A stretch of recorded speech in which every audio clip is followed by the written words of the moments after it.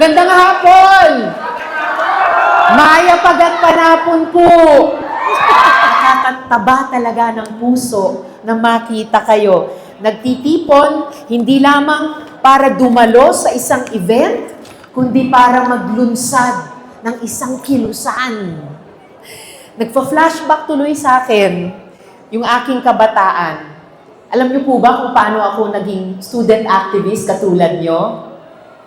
Hindi? Kung paano ako nagsimula sa activism? Share ko sa inyo, konti lang. Baka alam nung iba sa inyong nakakita sa YouTube, nung teenager ako sa high school, ang pangarap ko talaga, teatro at musika. Oo, ayan, alam ko may mga alagad ng sining dito. Kaya naging bahagi ako ng Sound of Music ng Repertory Philippines. Nung teenager ako sa high school. At yung summer na yon, sa pagitan ng second at third year high school, naghanda ako para mag-audition ulit para sa isang musical ulit. Kaya lang, yung summer din na yon, dinala ako ni Mami sa isang symposium ng Nuclear Free Philippines Coalition. Mula sa pag-ibig ko sa teatro at musika, na in love ako sa aktivismo. Kaya ayun, hindi na ako nakapag-audition ulit nung summer na yon.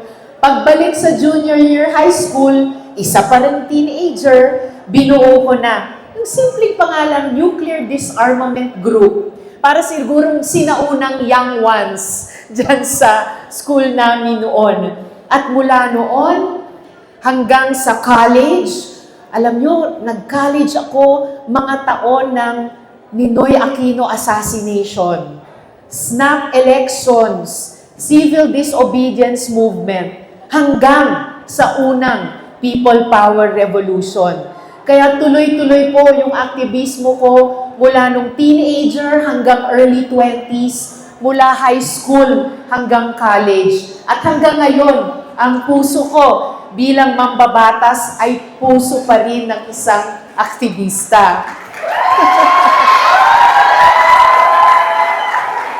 At ngayon na nga, public servant na ako. All that dahil tulad ninyo, my dear young ones, sa dami-dami ng pwede ko sanang gawin noon, sa araw na yon, pinili kong makialam tungkol sa ating kapaligiran at tungkol sa ating lipunan. And I am so proud to be with you young ones na naniniwala pa rin na may pag-asa ang ating iniibig na inang bayan at mayroon pa rin tayong pwedeng ialay ng buong puso sa Kanya para baguhin at pagandahin ang ating kinabukasan. Diba kayo naniniwalang may saysay ang pagkilos? Palakpakan natin kayo, ang isa't isang young ones na nandito ngayon.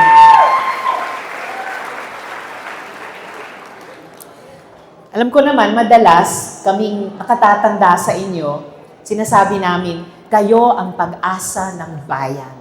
Tama ba? Lagi niyong naririnig sa amin yun, di ba? Well, ako naman 60 years old na.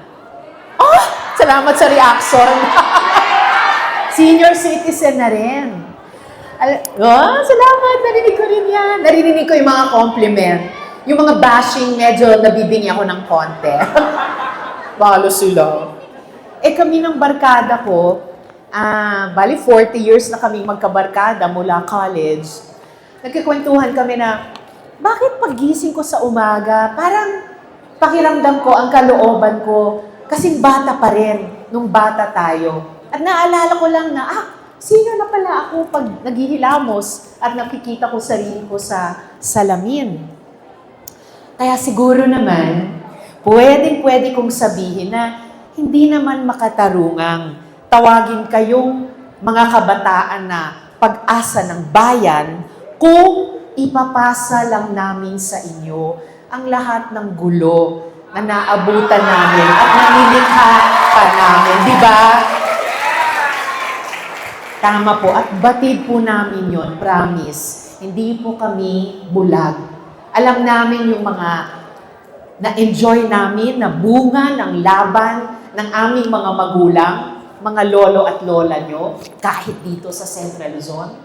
Pero alam din namin ang mga malalalim na problemang hindi pa namin nalulutas at mga dagdag na problema na nilikha ng aming henerasyon. Kaya sa pakikipag-usap ko sa iba't ibang mga kabataan, ibang mga young ones sa iba't ibang bahagi ng ating bayan, nararamdaman ko naman po na anxious kayo. Sino nga ba naman ang hindi kakabahan? Mababa ang sweldo, mataas ang presyo ng pagkain, mataas kung hindi matrikula kahit sa ating mga state colleges and universities, mataas ang gastos sa pag-aaral. Dinig ko yan. Mataas ang presyo ng kuryente. Maraming bayan kung hindi mahal ang tubig, walang tubig. Mataas ang presyo ng pagpapagamot kung magkasakit. Ang dami pong problema. Mahirap maghanap ng trabaho, bantang palitan pa ng AI. So gets ko po yan. Kahit papano, napagdaanan ko rin yan dati. Bahagya. Kasi alam nyo, naging working student ako. Sino dito mga working student din ngayon? Hello, mga kasama. Mga kabaro kong young ones ngayon. Nung ako po'y teenager pa lang, kaya biro ko naging child laborer ako. High school pa lang, nagtrabaho na po ako sa dubbing. Alam niyo ba yon? May dumating noon na mga tinatawag na Japanese soft cartoons, mga candy-candy, at mga katulad. Dinadub ko yung boses nun. Kasi sinasalin yung cartoon o animation mula Hapon sa Ingles. Later, sa Tagalog din. Dinadub ko yung boses ni Candy Candy. Later on, naranasan ko pong, yung kwento ko sa inyong pag-audition at pagganap sa teatro. May konting talent fee yun. And later, hanggang early 20s ko, hanggang college, nagtrabaho rin po ako bilang host sa iba't ibang programa. Nung panahon yun, merong unang programa sa telebisyon sa wikang Pilipino at paalis noon yung woman co-host kasi mag-exclusive na siya sa ibang TV station. So, nagpa-audition sila. Isa ako sa mga nag-audition dahil nagkataong scholar ako dun sa universidad na yon na pinoproduce itong programa na ang pamagat ay Street Pulse. Ayun, nakuha ko yung trabaho yon at naging woman co-host ako doon sa Street Pulse katapat ni Butch Abad. Hindi ko pa alam noon na magiging senador ako nung mga taong iyon. Ang alam ko lang, kailangan kong samantalahin yung mga pagkakataong iyon na magtrabaho at kumita kahit ng kaunting talent fee noon. Kailangan kong gawin ng maayos anumang trabaho ang makukuha ko kasi noon pa man, mahal na ang mga bilihin. At noong mga panahong yun, dumadaan kaming mga pamilyang Pilipino noon sa isa ring krisis pang-ekonomiya. Parang yung nangyayari pa ulit-ulit sa ating bayan at nangyayari ulit ngayon. Ngayon pa kaya, di ba? Tapos, 6 pa kaming magkakapatid. At ako ang panganay. So, manang ang tawag sa akin. Kasi nga, Ilonggo si Daddy. So, ako yung manang ng 6 na magkakapatid. So, syempre, kung ano yung pwede kong kitain sa ganyang mga sideline, hinahati ko na rin sa aking mga nakababatang kapatid. Noon ko natutuhan na maraming Pilipino ay hinding-hinding kulang sa sipag, sa talino, at sa pangarap. Madalas ang kulang ay nasa sa gobyernong hindi marunong sumalo kapag masyado nang mabigat ang buhay para sa ating mga working people, pati sa working students at working youth. At nang pumasok ako sa community organizing, mas nakita ko pa po yun.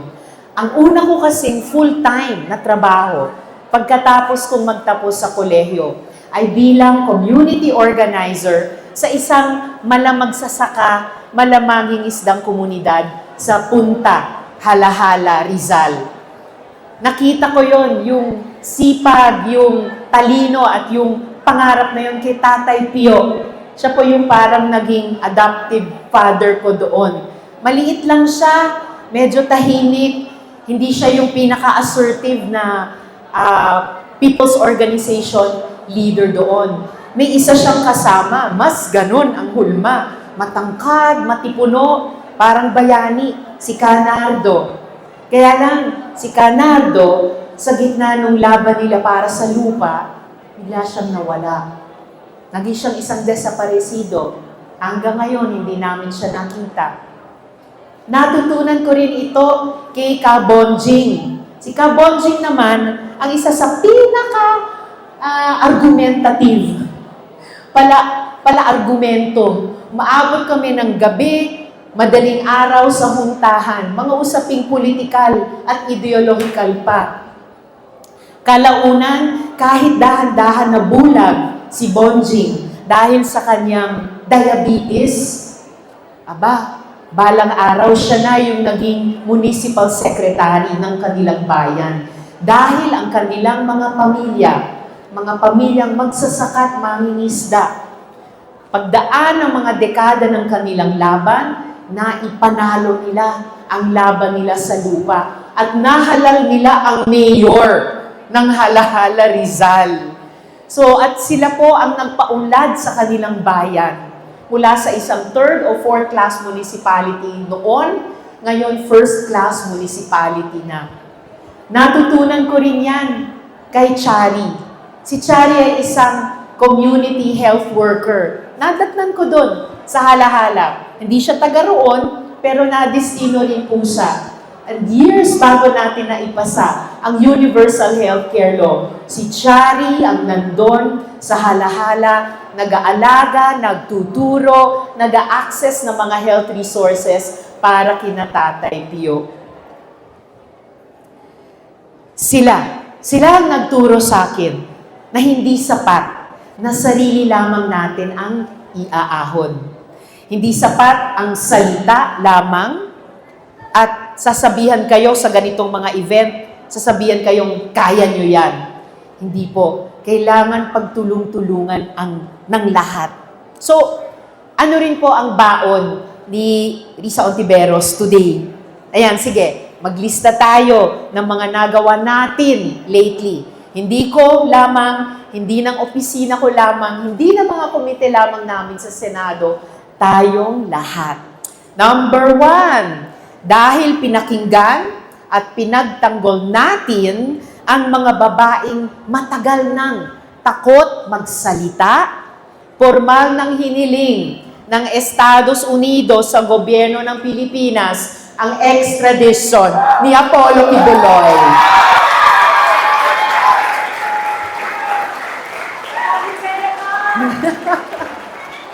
2, hindi tayo absent sa impeachment.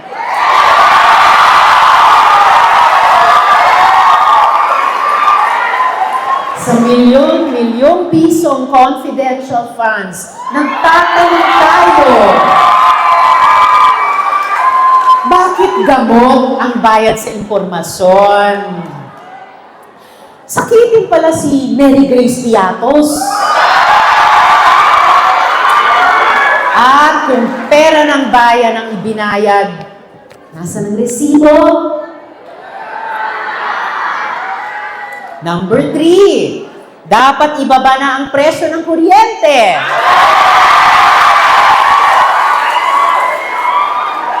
Dapat rin may price cap sa presyo ng kuryente ngayong panahon ng krisis. At utos mismo ng presidente, tanggalin na yung system laws na sinisingil sa bill natin sa ating mga bahay. Nag-file po tayo months ago ng 52.8 billion pesos supplemental budget bill para sa mga Pilipinong pinaka-apektado sa Middle East war at oil crisis ulit ngayon. Ang mga magsasaka at mangingisda, ang mga public utility drivers, operators at kooperatiba at ang ating mga overseas Filipino workers. 5, gaya ng pinag-uusapan natin kanina pa, alam ko, marami sa inyo'y nangangamba dahil sa Pax Silica. Huwag tayong magpadala sa hype, kaya iimbestigahan natin yung Pax Silica na yan sa Senado.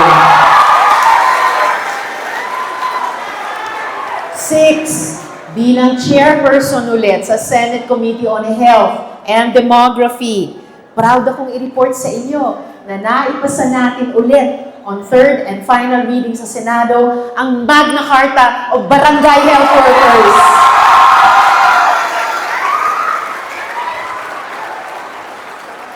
Wow, salamat. Peg ko yan. Salamat po.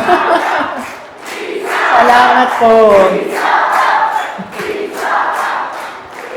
7, syempre, di ko nalilimutan ang mga kabataan.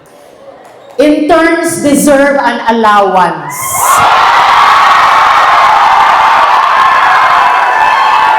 So, pinupost ko yan. Trabaho ang ginagawa ninyo, kaya hindi dapat libre yan. Palalakasin natin ang Safe Spaces Act para ligtas kayo sa harassment. Aamyendahan natin ang batas laban sa OSAEC, Online Sexual Abuse and Exploitation of Children, para mas mabilis maprotektahan ang mga bata at mapanagot ang mga predator, online man o offline. Palalakasin natin ang mga mental health services sa mga state universities and colleges dahil walang estudyanteng dapat nagdurusa ng mag-isa at sa dilim.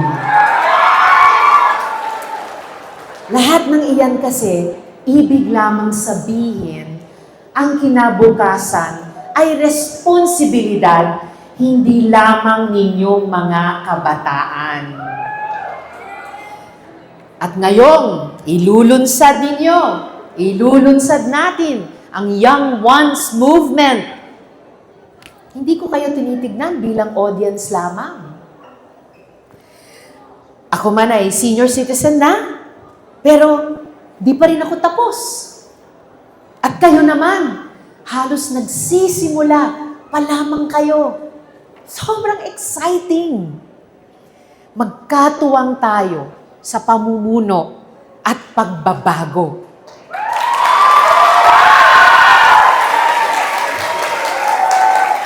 Ibig sabihin, magulo man ang bansa natin ngayon, magulo man ang mundo ngayon, may lugar pa rin kayo dito sa Pilipinas.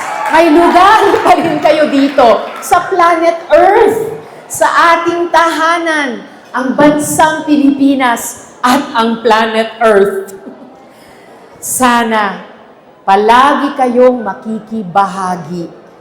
Huwag kayong maging manhid sa pinagdaraanan ng iba.